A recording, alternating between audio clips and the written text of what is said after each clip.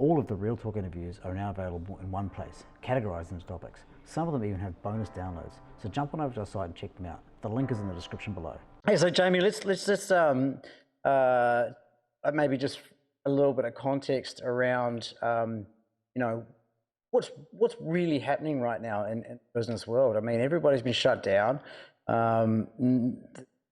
Some businesses are allowed to operate, some aren't. It's a time for a lot of questions for individuals, right?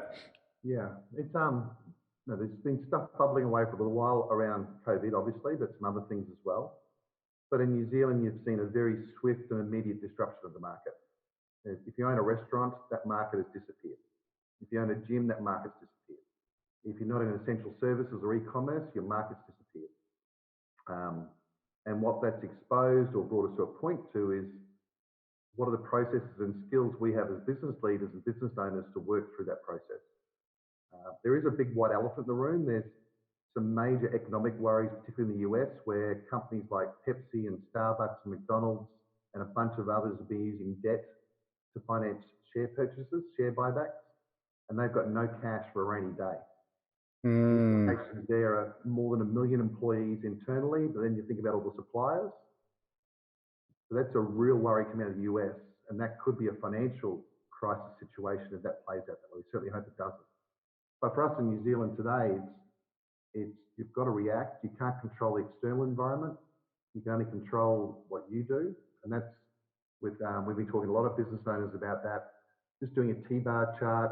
Look at what's in your control, what's out of your control. You need to let go, but the stuff that's in your control, prioritize it. And I think my view at the moment is number one priority survival. Yeah. How do you get through this period? Yeah, and as you sort of mentioned before we started, learning lessons now as they're happening, and I guess that also includes using lessons we've learned in the past. Yeah, I think when the economy is good, especially when it's been so good for so long, we do forget. It's been interesting when you look at the business owners in the car segment. They've been very swift. They've been, some would say brutally swift, but they've acted first around redundancies, restructures, and all that sort of stuff. Because they have been through these cycles plenty of times, and they've got a playbook. They know exactly what to do. Yeah, tourism's very similar too, right? They just shade everyone real quick. Yeah, they know the lead indicators. They know they're a fast cash turn business, and they know they're exposed if they don't respond. And it's terrible, the redundancies that have happened already are not good. There's going to be more. Yeah. And I think, a lot of businesses are, from what I've seen, it's kind of, there's a bit of a deer in the headlights moment right now. So much coming at you, not sure what to do, and freezing up. There's a little bit of that. I think, yesterday we had 6 businesses confirm they were closing their doors forever. Now, these weren't short-term businesses. They've been around a decade plus. But those owners have just decided it's too hard. And the fact is, business is hard. It's very rewarding. It's lots of fun. But anyone who doesn't own a business doesn't know how hard it is. You've got to work hard, and it takes a bit of tenacity along the way. But this has happened so quick too. What it has exposed, and these are some of the lessons to learn, is the reliance on short-term cash. So not having enough cash flow to see through problems. It used to be a rule you should have 3 months cash flow in the bank at all times. Maybe the digitalization of the economy has changed that a little bit, and we've certainly seen businesses running 2 or 3 days cash flow. Yeah. When you get closed for a month plus, it's not going to work. That one, I think the other one that's come to light is scenario planning. So every business, in my mind, every 6 months or so should sit down and say, what if we lost our biggest customer? What if we lost our number one employee? What if this happened? And you should just walk through those scenarios and say, all right, we do this, this, and this, and just helps you with preparation. It's too late now, but to learn those lessons now and take them forward, I think is quite important. Yeah, key people can be such a critical issue for a business, and especially if they're a high earner for your business, or they're a high wage cost for your business. That's such a double-edged sword. You know, you've got such value in the talent, but at the same time, you've got such a challenge of how do you retain them? Yeah, exactly right. Exactly right. It's this market's going to be very different when it comes back to the new normal in 4 weeks time or whatever. It's going to be very different to what it was a couple of weeks ago. That's for sure. Yeah, how do you see, we're sort of segueing a little bit, but how do you see the recovery out of this? Well, our view at the moment is for many segments it'll be fast. So if you think about, like, if you're a mechanic, there's going to be 4 weeks plus of WOFs ready to go. Talking to my wife and my daughter, they are worried about when they get their hair done and when they get their hair done. Beauty, there's segments where you can go, right, it's going to explode. It's pent up demand. It's going to come out. Actually, search volumes are up 9.5% on beauty products right now. Right, yeah. I mean, I'm seeing people's Facebook statuses going, oh, I'm bored already. What shopping site's going to look at, you know? And it's really our first actual day of lockdown today, right? And so that's what happened in China. So the data we got out of China was time on digital activities went up, not a surprise. But people were also more open to absorbing content. So they were reading more and they were being more considered. And some data we got maybe just late last week has shown the rebound around major brands like Nike, as an example, IKEA, any of those e-commerce through Tmall in particular, and Alibaba, they've bounced very quick and actually come back higher than what they were last year. Yeah, right. So the work we've done on this so far, the GFC took 5 years plus. We think for a lot of segments it'll be a fast bounce back. That's positive. And you also have less competition. Right. There will be a lot of people, like you said, 6 businesses yesterday that you know of alone that just hung the boots up. Yeah. But there's going to be higher unemployment too. So that discretionary spend pool is going to be down. So the luxuries, the nice to haves, not the need to haves. Yeah, and you'd imagine there's going to be some reluctance around going to the gym, going to the movies. There's going to be some reluctance around overseas travel. I think that'll be a big one. Yeah. So let's just touch on the cash is king. Just what these businesses that are in this system, you know, can some active a step that someone can take today around that point of view. Yeah. Well, I think firstly, hopefully you've got a really good accountant. If you haven't, it's a really good time to get one. And doing some cash flow forecasting right now to understand what it looks like in 2 weeks' time, 4 weeks' time, 6 weeks' time, 8 weeks' time is very, very important. Get your head around where you're actually sitting, what supplier payments are coming up. Some of us have interest payments, wages still to pay. And I think 85% plus of businesses is going to have negative cash flow. Unless you're in essential services or e-commerce, there's no cash coming in and you've still got things to pay. So that's going to be a little bit scary, but you need to understand that. And then start to look at your options. The webinars we started running late last week, we got emails within 2 or 3 hours. And some of the things we spoke about outside of process and tactical stuff was communication. You need to communicate with key stakeholders. And I know there was a conversation around landlords yesterday. That's right, yeah, with Brent, yeah. So we probably had 80% of the people who spoke to the landlords come back with positive outcomes of some sort. That's good, hey? That's really refreshing to hear. And landlords, well, most landlords aren't stupid.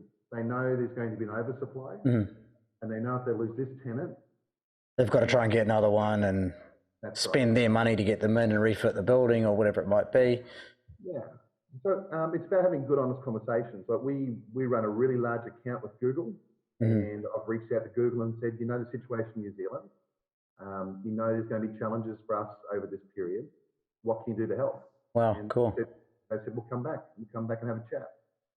So it's just reaching out, having those honest conversations. I've actually got another interview lined up for later in the week or next week, specifically around how to frame those critical conversations. So hopefully that people can take that, you know, from this framework that you're giving them now and apply it. Yeah, I think it's really important, and people want to help too, right? Like a supplier doesn't want to see you go under, a bank doesn't want to see you go under. Banks, I worked at Westpac running retail and a few chunks there for a while. Banks hate bad debts. Mm. They do not want you to go under. But you need to talk. What they don't like is people hiding from problems. So you've got to be proactive in those conversations. Start that conversation early. Use your bank mail. Send them an email. Let them know, hey, my business is always a shut. I don't know how I'm going to make my payments. We need to talk. That's right. I think probably the most innovative bank financier in New Zealand's Heartland. Mm-hmm. Keep that in mind. Heartland Bank will fund working capital.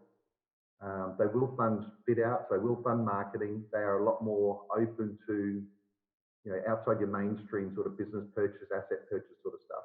Mm-hmm. Another place to talk to is New Zealand Finance. If you want to refinance some bank debt, they deal with all the banks. They're pretty good. And I think it's the same with the IAG. The changes last week were great for smaller businesses, but there's a bunch of tax bills coming out next week, as well as accounting fees. And a lot of GSTs are due probably this week or next too.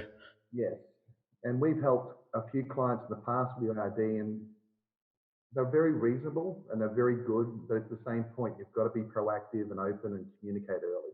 Mm-hmm. That's definitely really important. And so the final one is just on that point of restart and how they can frame that, use that, and what your perspective is on it, I guess. Yeah, I think we've all got time over the next 3 to 4 weeks. And a lot of people say, as business owners, we need to spend more time on the business, not in the business. Well, we've just been given a chance to spend time on the business. Yeah, totally. Next period. So I really encourage people to think about your business model. Think about where every dollar goes. Does that dollar generate a profit? Think about your customers and maybe some additional needs you can help them with that you're not today. Actually, a really good book. We don't get any commission on this. This is a freebie. It's called The Lean Startup. It's by Eric Ries, R-I-E-S. It's on Audible as well as your normal books. There's a section in there called the Business Model Canvas, and in my view, every business owner should read it. Everyone that I know, I don't know how many people I've told, but it's a lot. Everyone who reads it goes, wow. It's a good time to sit back and look at your business and look at how it's structured and how you're going to take it forward. Yeah, cool. Awesome. Look, I really love that about, don't look at this as the next 4 weeks as an opportunity to sit at home and watch Netflix. This is an opportunity for you to figure out your positioning in the marketplace, where you're going to go, how you're going to pivot. And it's so critical to take that time to actually think. Yeah. Yeah. And if you can, if you've got the capacity, how do you sprint out of the blocks? Right. Yeah. And look, it's really resonates the thing about a fast shift around, because breaks have come on quickly. Things will happen quickly again, and particularly those service industries, like you say. We spoke on Monday with Angela, who has a dog grooming business, and 20 odd staff, 5 or 6 different locations around the country, and all the brakes are on. But presumably at the end of 4 weeks, people's dogs are going to be wanting to get groomed. So, yeah. Buddy, that was actually, my wife mentioned that about our dog last night. I sort of said, seriously, there are bigger things to worry about. Mate, the dog is an important member of the family. Very much so, definitely. Yeah, mine's just lazing in front right now. Yeah. Hard day as a dog. Hey, look, Jamie, it doesn't look like too much has come through from Q&A from today's live video, but hey, look, really, really awesome to have you on, and wealth of knowledge and some great insights into what's happening out there. And you run a webinar. Do you want to just explain a little bit about that, and we can put the link in it at the bottom of the Yeah, well, we pulled this webinar together last week, so seeing what was going on with business owners and hearing what they're saying, and there's a lot of concern and anxiety. So we kicked it off last Thursday. We've had over 500 businesses come through now, and they've rated 9.2 out of 10, which is good. But really, it's 40 minutes, and you get a presentation afterwards, just walking through some steps you can take around your own well-being, but also your business, and having those conversations, and how you can actually get through the other side, hopefully in good shape. We've self-funded this. A couple of our partners have chipped in some money. So it's free of charge, and it's not a sales pitch either. It's genuine help. There are some partners who can help you. That's more for education. Cool. So yeah, it's a freebie. We're keen to help as many as we can. Certainly taking a lot of what we've talked about today, maybe drilling a little bit further down into it. Very much so. Yeah, perfect. All of the Real Talk interviews are now available in one place, categorized into topics. Some of them even have bonus downloads, so jump on over to our site and check them out. The link is in the description below.